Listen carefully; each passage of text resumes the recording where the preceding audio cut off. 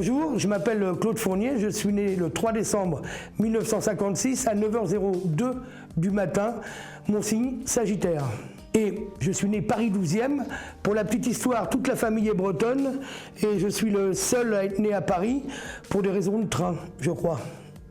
Alors je suis directeur artistique pour les productions de spectacles et de télévision et directeur de collection pour une édition littéraire qui s'appelle Le Cherche Midi.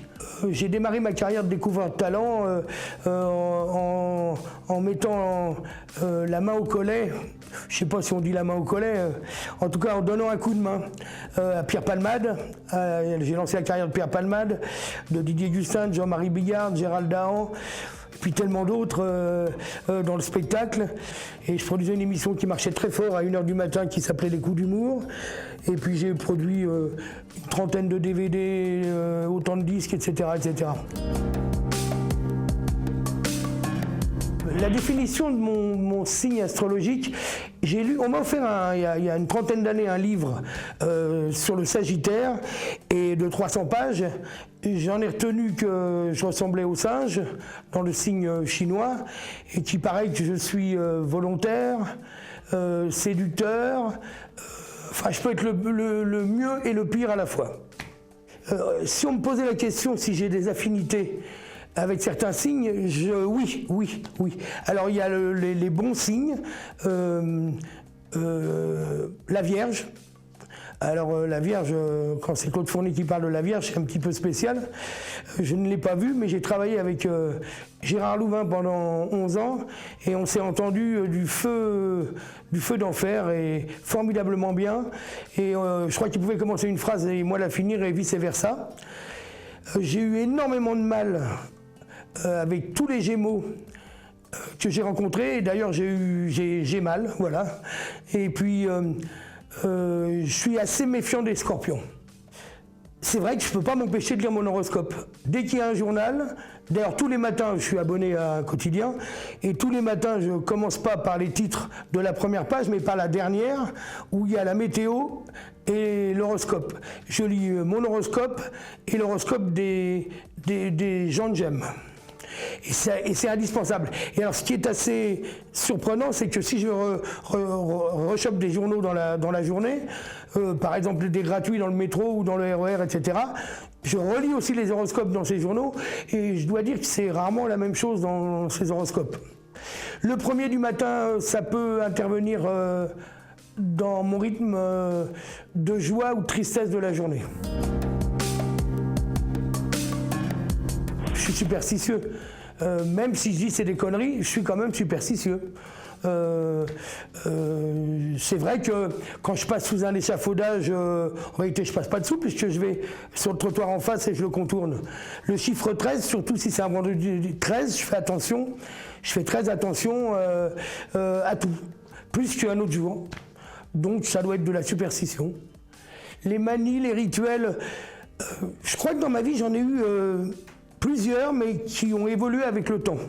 Ça veut dire que quand j'étais gamin, on va dire ado, jeune adulte, j'avais ce tic, et d'ailleurs ça faisait marrer tout le monde, dès que j'étais content ou enthousiaste, je faisais ça. Ça a disparu. Toutes ces gestuelles ou ces tics, on va dire, les mauvaises langues diront des tocs, n'influent en rien sur mon comportement.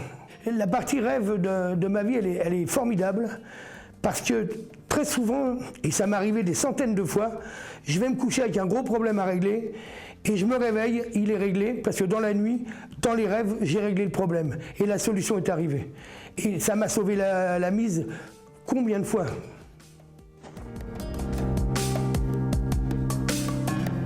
Je voudrais signaler votre attention sur la sortie d'un livre en mai aux éditions du Cherche Midi. Ça va s'appeler Vous avez demandé la police, ne quittez pas.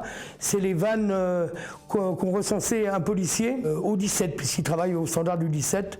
C'est du style allô police secours, oui. Voilà, on est avec des amis dans le jardin, on fait un barbecue, il nous manque 2 poulets, est-ce que vous pouvez nous en envoyer? Voilà, c'est que des vannes comme ça, passibles d'amende, attention. Ça c'est le livre d'Yvan Beaucoup, il s'appelle Yvan Beaucoup, j'espère que son nom nous portera chance et qu'il va vendre beaucoup. Voilà. Ça Ça, c'est une actualité. La deuxième, avec l'ami Jarry, le comédien, on prépare une production M6 événement pour la rentrée 2016 dans un théâtre parisien. Je connais le nom, mais on n'a pas signé le contrat, alors ça porte malheur de vous le dire. Vous voyez, je suis superstitieux. Et bien, on va monter les brèves de volant. Ça reprend toutes les vannes enfin toutes les vannes, toutes les réflexions, les bonnes excuses des mauvais conducteurs quand ils se font arrêter par les motards. Une troisième actualité, puisque chez Michel Lafon, l'autre éditeur avec qui je suis complice depuis des années, on va sortir le premier livre d'une journaliste météo bien connue des Français, c'est Fabienne Amiac. Ça va être, le titre, ça va être une histoire de grosses légumes. Oh, le pitch en 2 mots, elle compare un légume à un homme politique. Je ne peux pas vous en dire plus, mais c'est très drôle.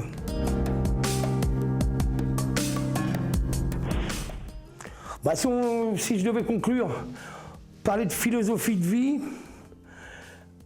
à l'âge que j'ai aujourd'hui, bientôt 60 ans, la première chose qui m'attrape le plus, c'est de m'occuper, d'aimer les gens qui me sont proches, qui ont toujours été proches auprès de moi et qui m'ont toujours aimé. Je les ai un peu oubliés par moments.